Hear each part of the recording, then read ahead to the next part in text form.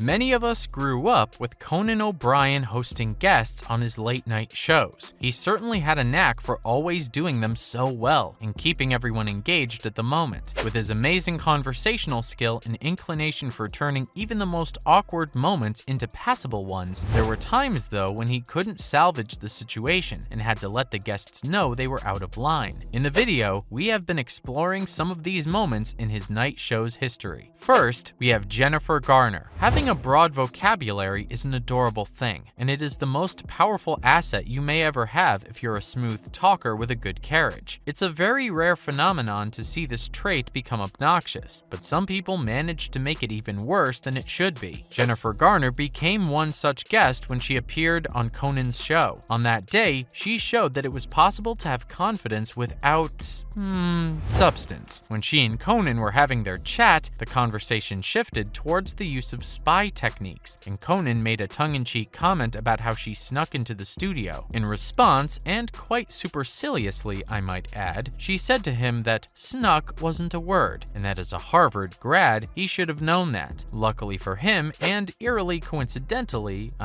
what are the odds, Conan kept a dictionary with him. He promptly opened it and pointed out to her that she was the wrong one, effectively shutting her up and laughing nuttily as he did. He showed viewers that day that he was not one to be toyed with, and that he had the vocabulary skills to match his humor and eloquence. Jennifer Garner was the unfortunate victim in this scenario, despite being the instigator. Next is Kerry Warren. There are other types of people in the world. The ones who lighten up a room just by walking in. The ones whose bubbly personalities infect everyone around them and make them feel at ease and as comfortable as possible. Just like these little pockets of happiness exist around us, some are the opposite. These ones try to co-opt the personalities of the former group, doing it awkwardly and making everyone around them as uncomfortable as possible. Whether they do it intentionally or unconsciously is indeed a mystery. They actually may not be able to help themselves. If you need to see a person like this in action, look for one of Conan's old interviews with Kerry Warren. She came into the studio all bubbly, and from her countenance, we just knew she was going to make this interview as weird as possible. I can't imagine that was a high point in her life, because she sat awkwardly and tried to make retirement jokes at the expense of the other guest, after which she hugged him and then made some other weird joke about how she loved him, but not really. Conan was visibly shaken. Had the internet been a big thing back then, his face would have made an awesome meme. He quipped that she had just won an award for the most awkward start to an interview in 6 years, to which she replied, "I'm sorry." Things don't stop there, however. She continued to make the interview as weird as she could, and at some point when she noticed her hosts weren't very taken with her attempts at a joke, she quipped, "I'm not very funny, am I?" Conan waited for an awkward moment to sarcastically assure her that she was. Did the message sink in? We hope so. Hopefully, Kerry eventually watched that interview and decided to develop a whole new personality she could be original at. Next up is Chelsea Handler. We move on to people who try to be acerbic with their words to hurt people, but haven't quite listened to the call coming from within the house. People can't always be considered bullies. For some, it's more of a development in which they try to lighten the mood by using jokes which turn out to be in bad taste. Chelsea Handler, comedian and actress, is one such person. When she came onto Conan's talk show, he had to make things awkward for her to realize certain blunders she was committing at the expense of innocent people. She started by relating some strange anecdotes about her trip to an Asian country. People visit Asian countries all the time, don't get us wrong, but not many people have negative comments, and if they do, they're smart enough to keep it sizzling in their mind until it disappears. Not Chelsea, though. She had to mention to Conan that if he travels to that country, he would be the most masculine man there. As a comedian, you have to have a sharp tongue, but come on. Conan later shifted the conversation towards a video that had surfaced where she and Jason Briggs were doing compromising things in the ocean. She gracefully deflected, instead talking about the ocean itself and how she loved to be in it. She then asked Conan if he loved the ocean. He replied he did. Then turned to Andy Richter, Conan's co-host, and asked if he did too. He replied he did. She went for the kill, asking if he was able to float in the water, a clear riposte at his weight. Andy took everything in stride though. Within a split second of talking, he had replied, "Yes, I can float. You probably sink a lot with that cast iron heart of yours." Everyone loved it, and Chelsea realized she had been bested at her own game. She and both hosts laughed it off and continued their interview interview in an amazingly light tone, despite the mini battle that had just occurred. Kudos to them for all of their maturity in handling what could have gone south if handled differently. Then we have Aubrey Plaza. It's hard relating to people who show no expression when they talk for many reasons. For one, the expressions a person shows you when you talk are how you know that they're listening or even interested in the conversation. When Aubrey Plaza came to the show, Conan was visibly stressed at the prospect of talking to someone about their interests without seeing any affirmative expressions on their face. It's what Aubrey is known for. The blank expression had always been there since she could tell, but Conan indulged her, and together they explored the history and turned some stones to get why she was like that. Eventually, she pinpointed a time when she had to do a musical for some of her co-stars who were extremely good at music, as opposed to her who wasn't. She talked about how the journey impacted her, how she cried in front of the director when rehearsing her lines, and how she typically found it hard to do. They eventually did it. At the end of the day, she talked about how she learned Irish water dancing as a kid, which mandated that all who do it just keep a blank expression as they dance. From remembering that moment in her life, she could pinpoint where exactly she got her penchant for blank looks from. Next is Nicole Scherzinger. Being around attractive people is tough. You feel this phenomenon always. It is a fact that of all the things that are hardest to look away from, attractive people are number one. If the attractive person is a man, it's easier on people around them, because while staring might become creepy, it isn't exactly considered malicious or ill-intended in your society. It's different when the attractive person is a woman though, especially one confident in herself and willing to show the world how beautiful she is. Nicole Scherzinger is one such woman. When she arrived on the talk show, she was dressed to kill and quite conditioned in the way she carried herself. She eventually started talking to Conan, and everything seemed to be going well initially until the conversation moved to how popular Simon Cowell was with people. She had already started talking about her relationship with Simon when she suddenly gestured to her cleavage and then up at her face, saying, "Focus, Conan." Here, she was essentially saying she had caught him staring at them and needed him to look at her face instead. Ironically, it didn't look like it though. It looked like Conan was actually focused on what she was trying to say, and she had mistaken his line of sight for something more mischievous. Another reason why this might have seemed ironic was that although the dress she wore wasn't so bad, and most people that weren't actually looking at her chest would have started doing so when she made the gesture, Conan, as expected, didn't let the moment go by without using it for comedic relief. He sarcastically rolled his head while keeping the line of sight at her chest in a pointed way, while humorously yelling, "I'm sorry, I'm sorry." She was obviously thrown off balance by his reply, but in a good way, as she laughed it off. They were both able to play it off and laugh at it, but one has to wonder, was Conan actually flirting? We don't think so. The cut before the occurrence showed him looking straight at her eyes as a gentleman would. Probably Nicole was used to so many people being weird at her that she automatically conferred such mischief upon Conan. Regardless of this, they were both able to handle it maturely. And that marks the end of this list. Did we miss any? Let us know down below in the comment section. Thanks for tuning in.